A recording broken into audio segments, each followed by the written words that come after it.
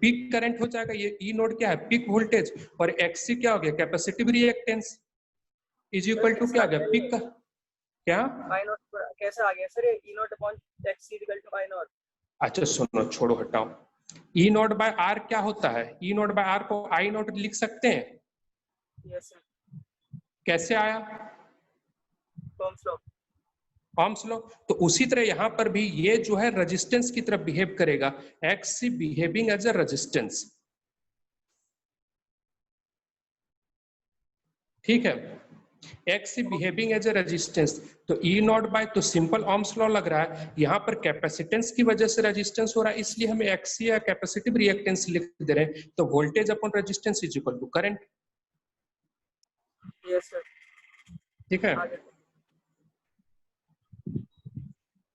Sir, बोलिए। Sir यहाँ पर खाली एसी में ही तो इसका रेजिस्टेंस लगता है, कैपेसिटर का हाँ एसी में ओमेगा पर है, हाँ नहीं लगेगा डीसी में, क्योंकि डीसी में क्या हो जाता है ओमेगा, अच्छा 0 हो जाएगा। सुनो ओमेगा 0 हो जाएगा तो 1/0 कितना होगा, इनफाइनाइट। यस सर, तो कितना हो गया, डीसी में किस तरह से बिहेव करता है, ओपन सर्किट की तरह बिहेव करता है कैपेसिटर, यस सर, इसलिए समझा, ठीक है। अब हम इसका डायग्राम बनाने का कोशिश करते हैं, बस इतना देखिएगा कि करंट हमेशा जो है 90 डिग्री आगे चलेगा, ठीक है। तो अब हम इसका वेव डायग्राम पहले बनाने का कोशिश करते हैं।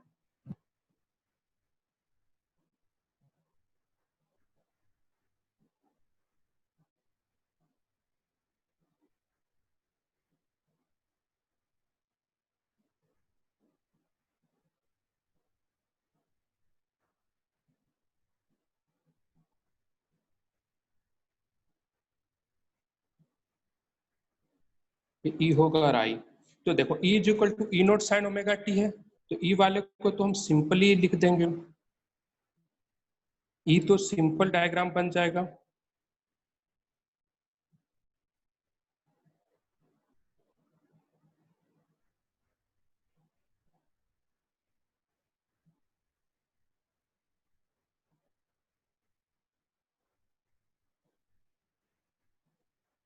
ये तो सिंपली हमने इसका लिख दिया, E is equal to E naught sine omega T.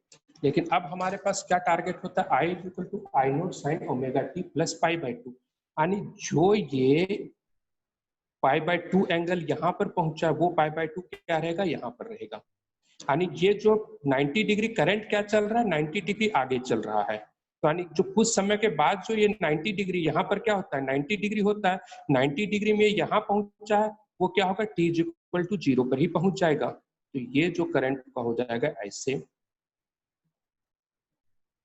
अब देखो ये 90 डिग्री आगे यहाँ पहुंचा, ये उस पॉइंट के ऊपर क्या हो जाएगा, 90 डिग्री पहले ही पहुंच जाएगा,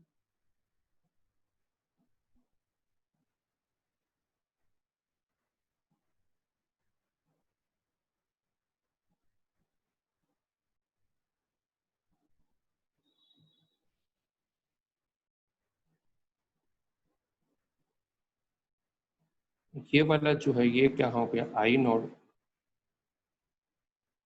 माइनस आई नोड, ये ऊपर ई नोड हो गया, ये माइनस ई नोड हो गया, और यहाँ पर जो ये हो गया आई इज इक्वल टू क्या हो गया, I naught sine of omega T plus pi by two, या तो I naught sine omega T plus pi by two लिख दो, या तो फिर I naught cos of omega T, देखो कॉस का ही तो ग्राफ बना है, या तो 90 डिग्री आगे करके ग्राफ बना दो, ये क्या हो गया, इसका वेव डायग्राम हो गया कि करंट और वोल्टेज को हम वेव फॉर्म में कैसे रिप्रेजेंट करेंगे, ठीक है। अब हमारे पास दूसरा आता है फेजर डायग्राम, ठीक है, दूसरा हमारे पास आता है फेजर डायग्राम।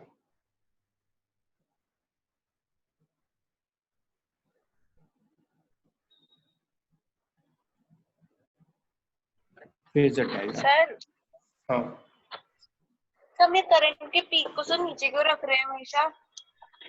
करंट के पीक को नीचे, हाँ देखो जरूरी नहीं है नीचे ऊपर दोनों जगह हो सकता है, ठीक है, हमने रख दिया, देखो इसलिए रखा, देखो ये यहाँ नीचे भी हो सकता है ऊपर भी हो सकता है, वो डिपेंड करता है एक्सी के ऊपर, क्योंकि देखो हमने जो आई नोट लिखा था वो क्या लिखा था, ई नोट अपॉन एक्सी।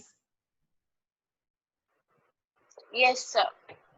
तो अगर XC is greater than 1 then I naught is नीचे, समझ में आया? Okay sir. और XC is less than 1 then I naught is ऊपर। तो सर ये पहले वाले वेव डायग्राम में भी ऐसे ही होगा, उसमें रेजिस्टेंस वाला हाँ होगा। तो देखो रेजिस्टेंस जो रहता है नॉर्मली, देखो जनरल केसेस जो हम लोग पढ़ते हैं जनरली, वो जो रेजिस्टेंस रहता है उसको ग्रेटर देन 1 ही हम लोग लेकर के चलते हैं मोस्ट ऑफ द केसेस। कहीं कभार बहुत कम में 0.5 आ जाता है या तो और कम हो जाता है, जनरली हम लोग ग्रेटर देन 1 ही लेके चलते हैं। लेकिन कोई रेस्ट्रिक्शन नहीं है कि नीचे ही होगा, आपकी इच्छा है आप ऊपर दिखा सकते हैं।